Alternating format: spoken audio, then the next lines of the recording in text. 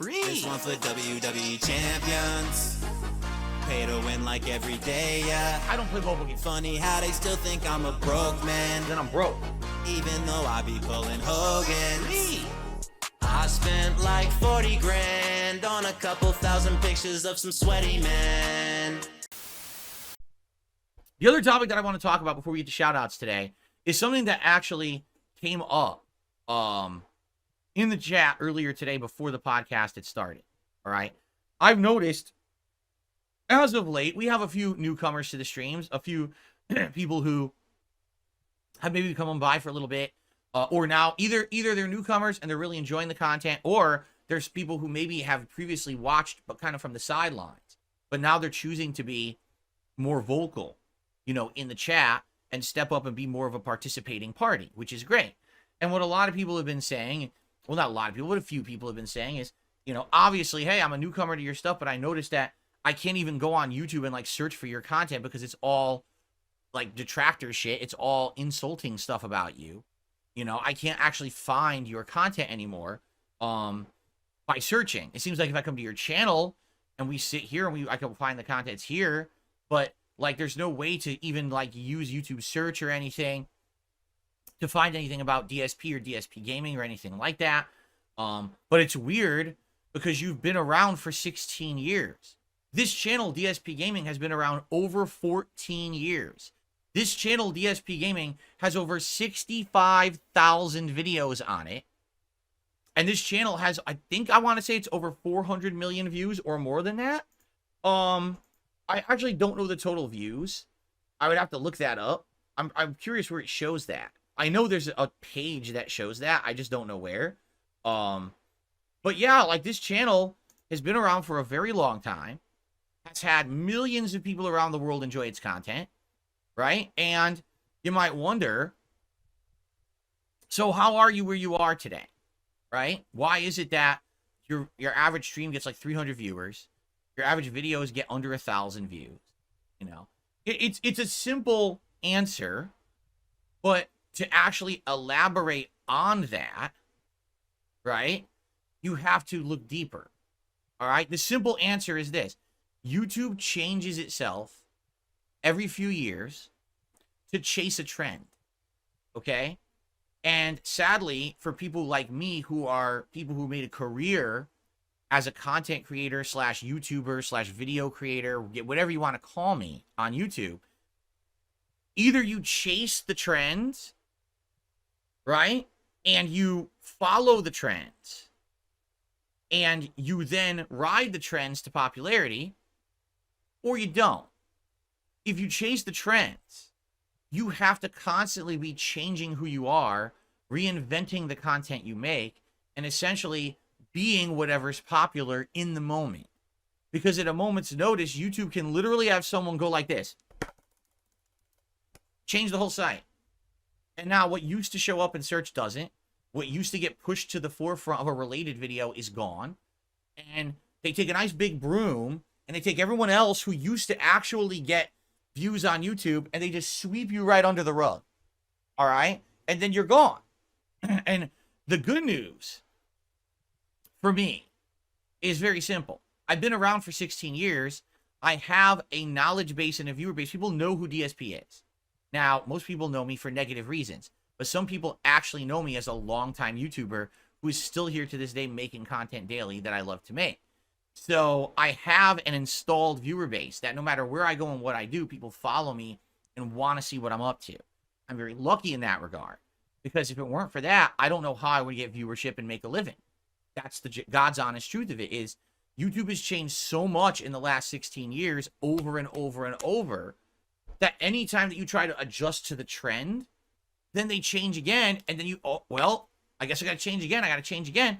I'm one of the people who has very rarely ultimately changed what I do. There was two times, I would say, in my history as a creator that I made giant sweeping changes to the content that I was making, because basically it was either I was going to do it or I was going to be outdated, or it wasn't going to work anymore because of the changes YouTube had made. And we're going to talk about that. But for the most part, if you look at me and the content that I'm making, all right, It's what I want to do. I'm someone who, when I started on YouTube in 2008, which is when I actually started actively posting up raw gameplay clips. And by the way, that's exactly what it was. It was raw gameplay clips. It wasn't playthroughs. It wasn't full Let's Plays. It was just highlights of a game, moments in a game that I thought were interesting. Does that sound familiar? Yeah, it's YouTube Shorts. It's the montages people make now. That's what I started making on YouTube back in the day. And then within a few months of making that kind of content, I was told, no, we want full playthroughs. So that's what I started doing. Okay? And so back then, I never, ever, ever intended that anything that I did on YouTube was going to be a way to make a living, anything that was going to get me any kind of popularity or prominence or be known on the internet. I didn't think anything of it. I just thought, I'm just going to dick around and make some videos. You know, I was inspired by guys like the Angry Video Game Nerd and the Nostalgia Critic, who basically were guys with zero production budget, but talent. And they just wanted to make funny videos for the internet, and that's what they did, despite the fact that it didn't look great. You could tell there was no budget behind them. There was not giant production teams working on it. It was just kind of silly grassroots style videos that were funny as shit. And inspired by them, I said, I just want to kind of do the same thing, but with games. I want to play new video games and do real commentary on the game as I play it. I don't want to take it super seriously. I want to dick around and I want to be drinking and doing silly shit. You know what I'm saying? It was never meant to be a situation where I was going to turn it into something professional. It was just supposed to be for fun, a hobby. And it took off, right? It did back in the day. It took off. People absolutely loved the videos and wanted more. Didn't matter that the visual quality was shit. The audio sounded like it was garbled and being flushed down a toilet. People still enjoyed just kind of hanging out with me, enjoying games for what they are, as silly as that is. All right, so that's how I started. Wasn't someone who went into YouTube with the mentality that I'm going to make it big, I'm going to make a job out of it, I'm going to do this, I'm going to do that. And because of that, my passion for games, I feel, comes through. But because of that also, I find myself as a very, very more obstinate and stubborn person when it comes to changing my content for trends. I couldn't tell you how many times, oh, YouTube's changing. You've got to do the new thumbnail with your face on it going like that. And you have to have the clickbait titles on all of your videos. And your videos have to be of a certain length and have to look a certain way in order to get traction, right? Oh, you need to ride every trend. So when there's a ice bucket challenge, you've got to be doing it. When there's a new memeable game out that everyone's playing, you've got to play it.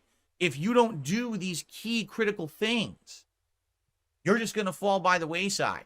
People are going to call you a dinosaur. People aren't going to care about you and your content. You've got to ride those waves of popularity. Right now, you've got to be making political content. Because right now, the election is coming up in the United States. You should absolutely be doing commentary and political content this year. Even if it means you don't do it after the election, you've got to do it now because that's what's hot right now. Everyone wants to be doing that, right?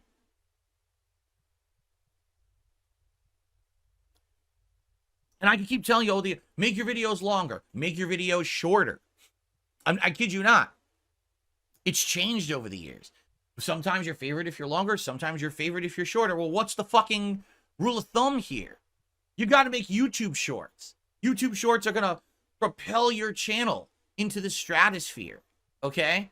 So here's the reality of it. There are people who basically look at YouTube as a moneymaker. And that's it. Maybe they have some passion for the videos they make, or at one point they did. But what ended up happening was they chased a dream that they wanted to make it big on YouTube. And these people turned YouTube into a grind rather than something that there's fun or where their creativity and passion comes through. It's just a grind of content. Okay?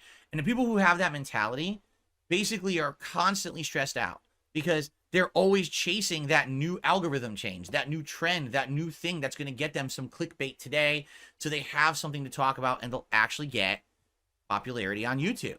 I have literally never done that in the 16 years that I've been a content creator. So what ended up happening was at the very beginning, it was a hobby that wasn't taken seriously. I got popular. Then I got laid off from my office job. People felt for me, because they basically said, we feel bad for this guy. He's the underdog. He doesn't have any sponsorship or anything. And this guy's now getting laid off from his job, and we like his content. Let's support it.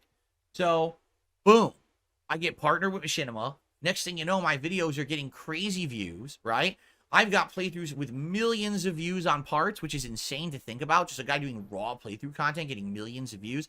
These videos are hitting the algorithm and being searched on and found over and over. Anyone for like 5 years who typed in Spider-Man video game, my video was top 3. So my video would immediately get, I was getting tens of thousands of views, residual views on old videos every month.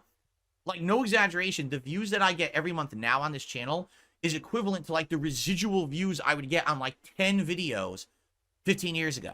Well, not 15 years ago, probably about 12 years ago. Yeah, that's how popular it was to be in the YouTube algorithm was amazing. You didn't have to work that hard because all your old videos would get tons of views.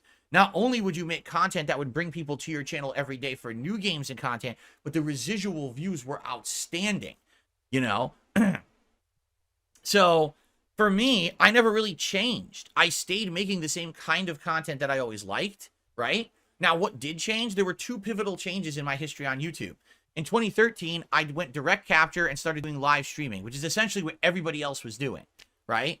And then in 2017, I changed from being a more on-demand focused content creator to being a live streamer fully with interaction with you guys live on the streams.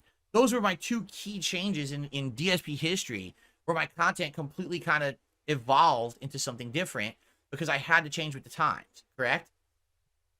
And so you could say, yes, Phil did change just like everybody else, but I didn't do everything else that was necessary there like everyone else did. So what you'll find is that there's YouTubers who are popular, but you notice they're always playing the viral game. They're always doing the next trend. They're always talking about what's supposed to be hip and cool, instead of actually having like a focus. There's no focus, just all over the fucking place. But that's fine, right? Because they have a stream with 4,000 people on it every day just blabbing. They can't have a conversation with anyone in their chat because it's going with a bunch of mindless people.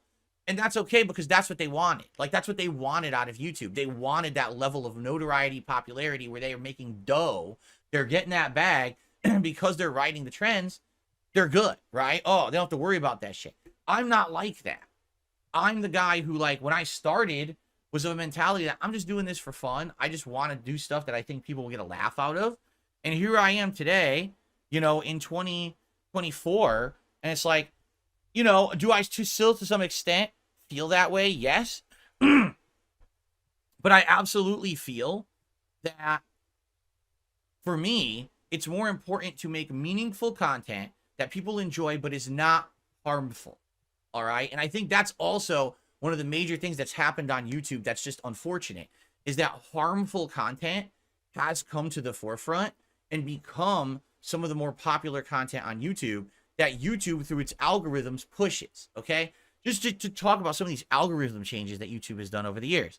Originally, there was no focus on the algorithm. It was just get views. So if you got some people watching your content, you'd hit the algorithm on a trend up, and then all of a sudden, boom, you're in the related videos, you're in the recommended videos, and all your videos would explode. And that's how it was for me back in the day.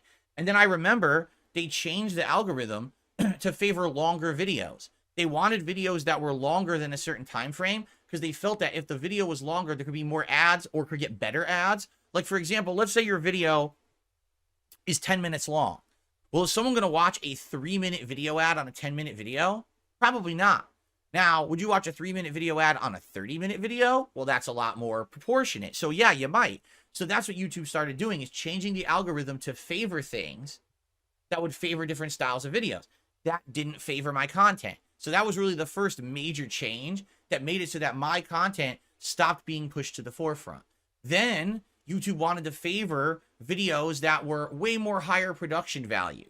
Things that had the thumbnail, the clickbait title. Because again, they thought that that would bring more people to the table to watch than just, say, a raw gameplay video or a quick game review of something, right? And so that started getting more focus, and that started getting more push on YouTube, okay? And I could go through all these trends because there's been a ton of these trends that have happened over the years. Watch time and engagement factors and things like that. For me, I've had some unique challenges because there was a couple times over the years where sadly people literally broke the law to do false takedowns and copyright strikes against my channel. YouTube doesn't get involved in that because their mindset is this: we only get involved if there's a lawsuit. And if there's a lawsuit involved, then we'll get our legal team and everything involved. Otherwise, we don't give a shit about anything. We just, if people are going to hit you with a copyright strike, we're going to likely grant it unless we can find a blatant way to say that it's false. Like, let's say it's complete misinformation that's fed into their system and it doesn't make sense, right? But for the most part, they just grant nonsense. And it's dumb because they just grant false nonsense because they don't want to get involved or be legally liable for something. So there were multiple times during my run here on YouTube where people hit my channel with false copyright strikes. I had to then remove content from my channels to prevent my channel from being shut down. And actually what happens on YouTube, when you remove content from your channel and it results in a dip in views, which it did, I had to remove something like millions of, I think it was like 3 or 4 million views I had to remove from my channel because of the podcast, not the podcast, the pre-streams I used to do. Okay. Each pre-stream every day would get like 3,000-4,000 views.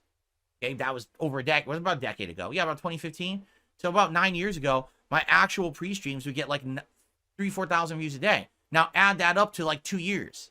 So that's millions of views. So what I ended up having to do was delete all those videos. And when I did, guess what? My channel left the algorithm. It literally said, well, DSPGaming will no longer show up in the algorithm anymore. Because obviously if he's deleting that many views, there's something wrong with the channel. That's how they treated it. It doesn't make sense because I willingly removed the videos to prevent false copyright strikes, but they treated me like I did something wrong. And it irrevocably changed my channel where I can't get my videos in search anymore. For example, Spider-Man Web of Shadows, or Spider-Man, excuse me, not Web of Shadows, Spider-Man Shattered Dimensions. Used to be a playthrough that whenever you search for Spider-Man video game on YouTube, it would show up in the top 5 videos because it has over 1 million views. In fact, I think it has like 2-3 million views. Now you just can't find the video anymore. It doesn't exist. You have to specifically say DSPGaming, Spider-Man Shattered Dimensions, playthrough part 1, then it'll come up. If you search Spider-Man video game, you will not get any of my content ever. It's as if all those videos pre that copyright strike fiasco were just erased from YouTube search, like they don't exist anymore. Okay? So these are videos that I used to get, no exaggeration, tens of thousands of views a month on because of the algorithm. And they were just erased. So imagine that. Imagine getting probably 500,000 or more views every month just as your legacy videos, and then any new content you made was adding. So that's why at some points I was making millions upon millions of views. There was one point I was getting 10 million views a month. I want you to think about that. 10 million views in a month on gameplay videos, right?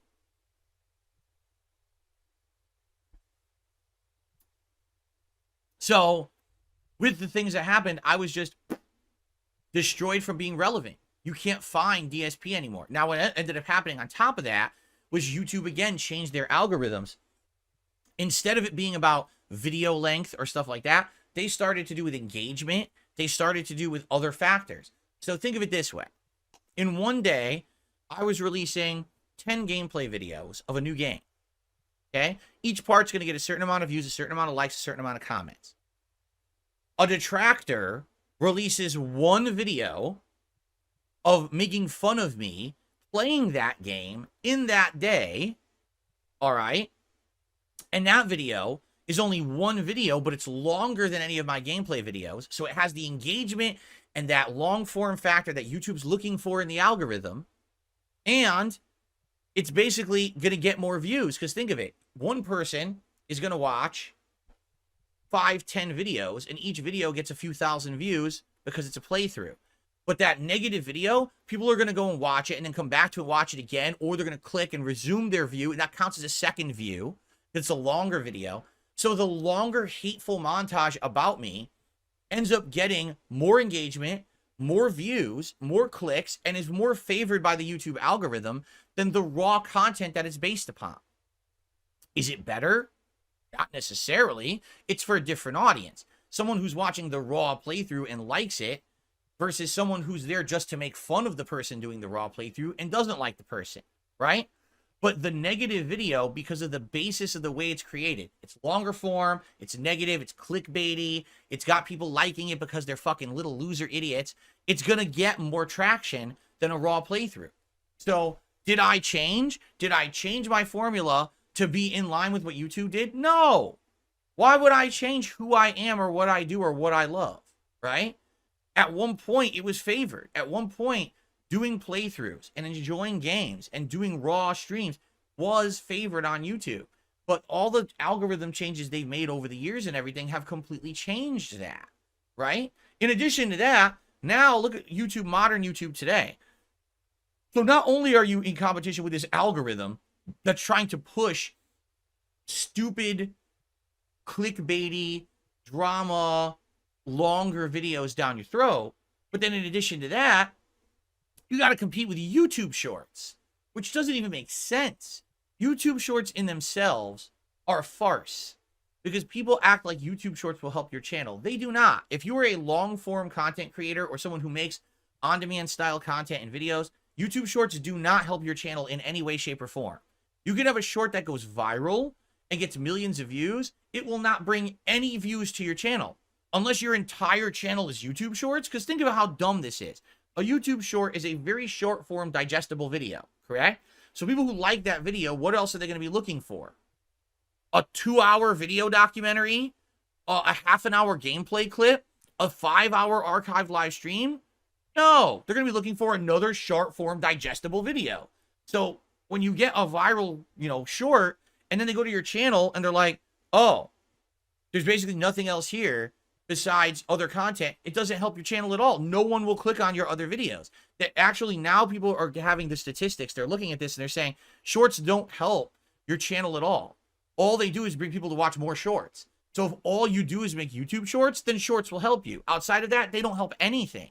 In addition, YouTube Shorts make almost no revenue whatsoever. You can have a 1 million view short and make like $100.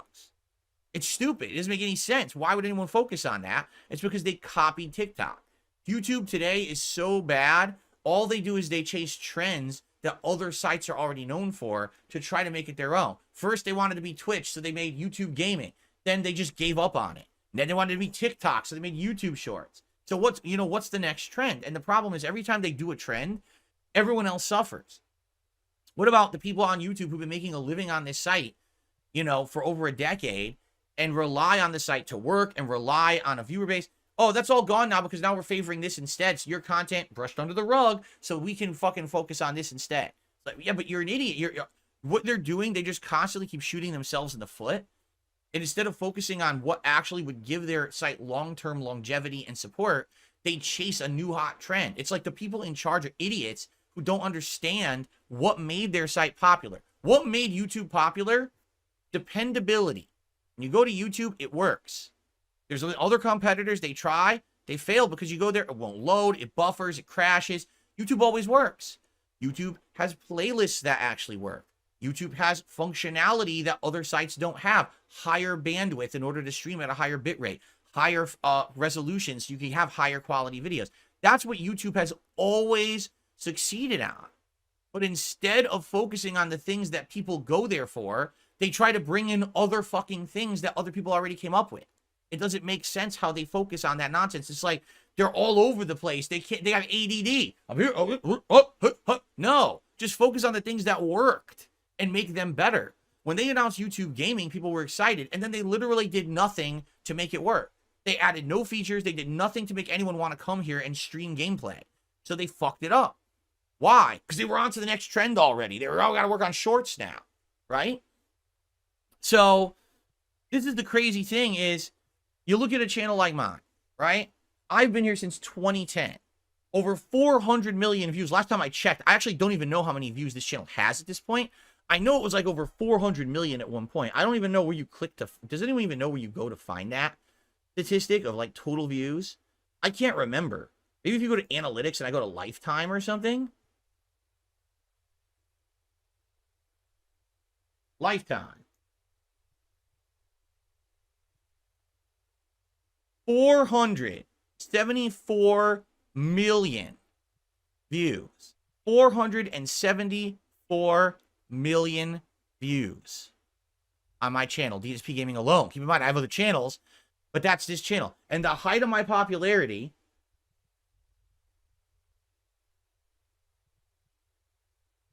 was late 2011 into early 2012, with some peaks and valleys, but mostly late 2011 into early 2012. Again, why? I just started doing it as a job. I was seen as the ultimate underdog, right? Oh, Phil has shirked corporate America. He's done. He's making it for himself. He's the true rebel who just makes content and isn't afraid to say and do whatever he wants in his videos. You know, that was definitely the height of my popularity.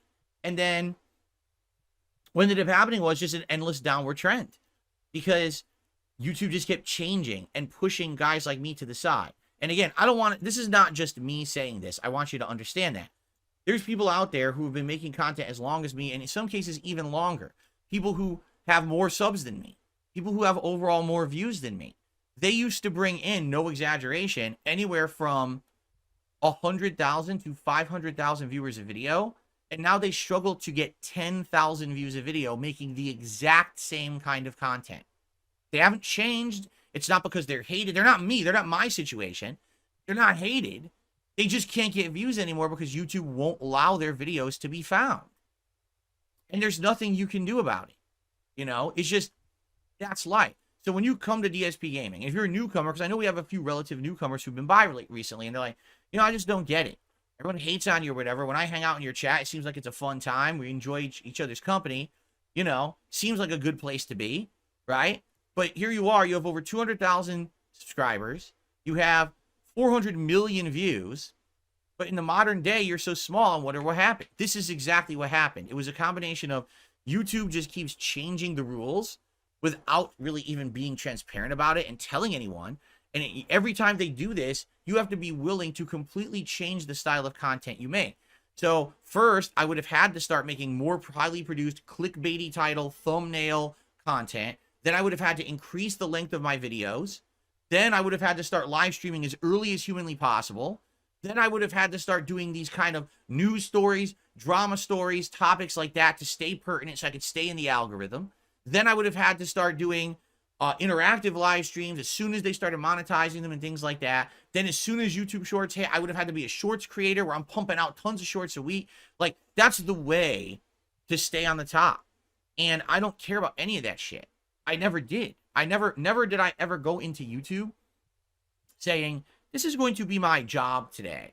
This is going to be what I want to do for my life, is I want to actually make content for YouTube as a job. No, not once did I ever say that. I said, you know, I like to hang out with people and share my thoughts on games, you know, have some fun. That's what it's always been. For me, it's been fun with work, but turn that fun into work, right? That's amazing. And that's really why to this day, I absolutely love my job, because everything I do here is fun to me. I'm not here feeling like, oh my God, this is such a boring grind and I hate it. This podcast right now where I get to share my feelings with you about everything is awesome. I love this, and people watch this and enjoy it, and that's cool, right? Imagine a job where you're just working 9 to 5. You're just doing stuff for a paycheck. You don't feel like you're appreciated, right? It's the opposite for me. I actually feel very appreciated with my work. I know people come by, they hang out, they support it because they like me and they like the content, and that feels good to me. That's why I still do it. I don't care that I'm only getting a few hundred views on a video. I don't care that I'm only getting overall a couple thousand views on a stream. It doesn't bother me. As long as we're all having a good time and you're finding meaning in it enough to keep coming back and watch and support the content, why would I care? But that's the thing with YouTube is, if you wanted to remain pertinent, you had to care and keep changing. So you literally could never just be the same person on YouTube. You always had to be changing, and that doesn't make sense at all, right? It doesn't. Again, when I came into this, there was no making money on YouTube. From the years of 2008 to 2011, I couldn't even monetize any videos. I made videos for nearly 3 years and didn't make any money on them. I was taking the money that I had from my office job to buy all the games and finance everything that I did on YouTube as a hobby, just because I loved it, not because I saw dollar signs or I want, you know what I mean? And that's why when YouTube became more commercial and became more overproduced and it followed the trend, I was like, this is disgusting to me. That's not what I'm interested in. That's not what I came here for. I'm very lucky that I get to still be someone who makes a living on YouTube, because there's lots of people like me who have had to leave. They didn't have the dedicated fan base, the people who kept coming back and supporting me and watching me no matter where I went and what I did. They sadly, they fell out of prominence and relevancy, and then no one cared about them and they couldn't maintain anymore, you know? Lucky for me, when I was big, I didn't overexpand. I had plans. I was going to rent out an office. I was actually going to hire employees. I was going to have someone who's going to be like my video editor and was going to take the raw playthroughs and edit them together and do things like put all the metadata into the videos as they uploaded. And then I was going to have a filming crew where we were going to be filming skits and things. I'm serious. I had these plans that I was going to start. I was going to have John Rambo and I were going to be doing stuff together and stuff like that in like a studio setting. Like, this was all of my plans that I was actually going to do back in the day. Thank God I didn't, because likely what would have happened is I would have completely invested in that, and then YouTube would have just changed, and that would have been the end of all of it, right? And how am I going to continue on if I had done that? If I had overexpanded and done stuff like that? Thankfully, I mostly relied it all on me. That it was always me doing all the work, and it was all on me, and it was just kind of a small-time operation.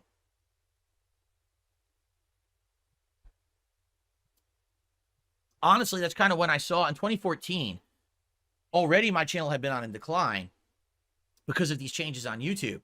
This was before everyone hated me, by the way. So I knew, I was like, I saw the writing on the wall, and I was like, well, if I'm going to move out of Connecticut, it's now or never. Because if I don't get out of here now, likely this stuff is going to change hugely, you know? And it did. So thankfully, I did get the hell out of Connecticut when I did, or else I would be stuck there. Now I've happily been living in Washington for 10 years. I have a beautiful family. I'm happy. But that's because I made that very drastic change at that time. I said, move now or I'm stuck. And I did, and things have been better because of it. But, man, you know, again, can you imagine someone who, like, I did a long-term investment in YouTube because I was popular in 2010 or 2012, and I expanded, I did a studio, and there's people who did that. I mean, look, the Creatures did that, and there's other groups as well. This is what they did, and then what happened? It all crashed because YouTube just keeps deciding they want to change everything for everyone, and now your videos are gone. Like I said, all my old legacy videos used to bring in 500,000 to 1 million views a month just on the legacy videos. They get 0 views. 0. Like right now, for the first time in ages, my Fallout 4 playthrough hit the algorithm, and part 1 has 33,000 views. As a result of that, probably a few hundred people went and checked out my old Fallout playthroughs, and that's it. No one goes and watches my old catalog anymore. Only the most dedicated people who like have been along for the ride will go back and watch old stuff.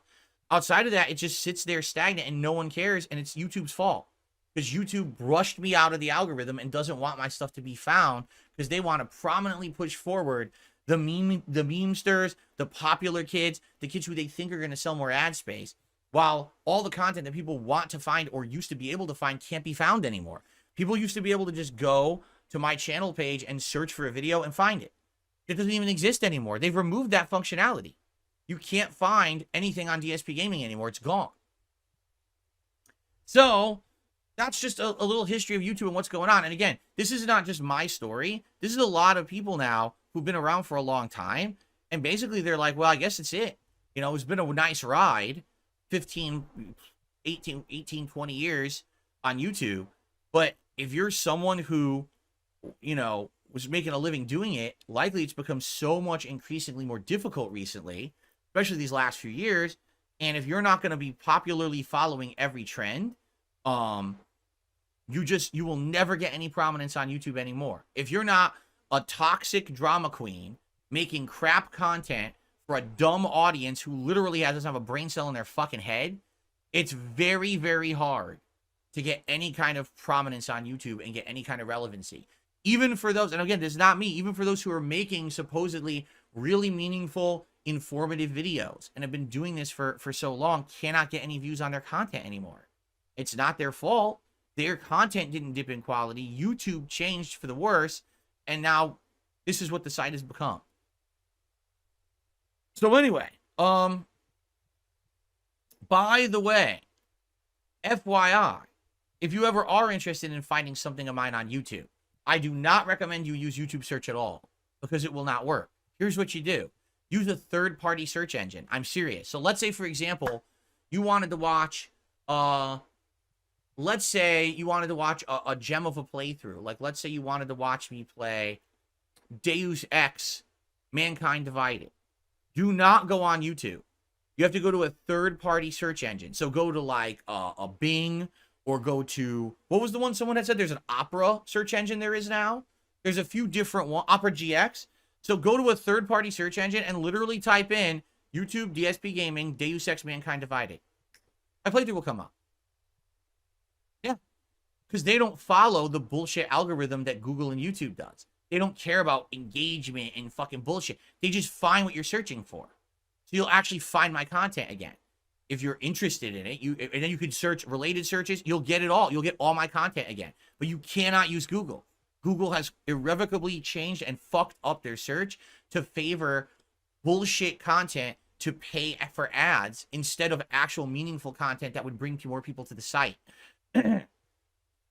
So, yeah, there you go. All right, that's my recommendation.